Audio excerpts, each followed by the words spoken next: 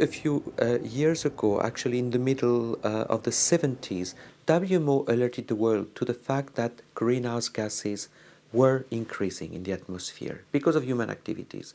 And as a result, that the atmosphere would warm and there could be consequences.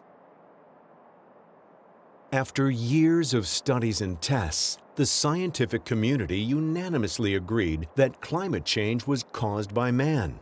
Even more, it was progressing at an alarming rate.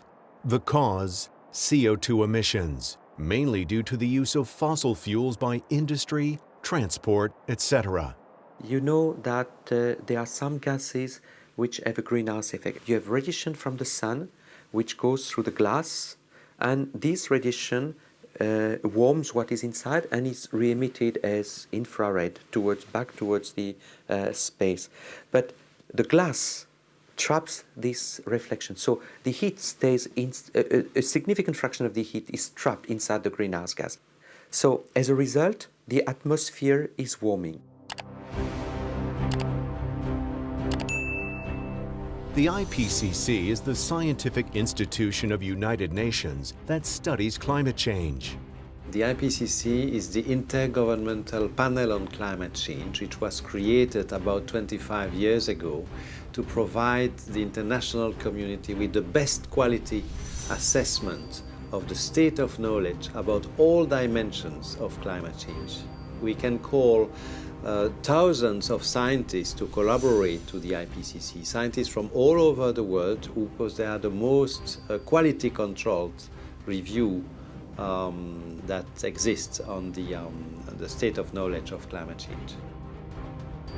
According to these IPCC reports, a change of 2 to 6 degrees Celsius may occur by the end of this century, and that would depend on the pace of the emissions. It's a huge temperature rise. The difference in the global mean temperature since the last glaciation is 4 to 5 degrees Celsius.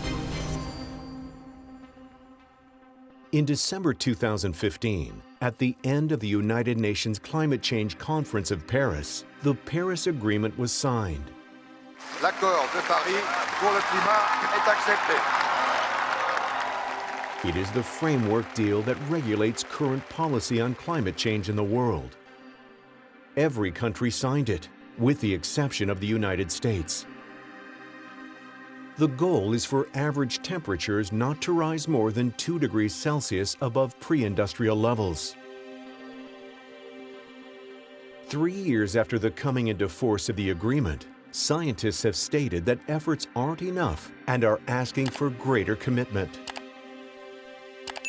In fact, in October 2018, IPCC released a new report asking for urgent action to limit global warming to 1.5 degrees Celsius instead of 2 degrees Celsius, considering the devastating consequences that a 2 degrees Celsius rise could imply.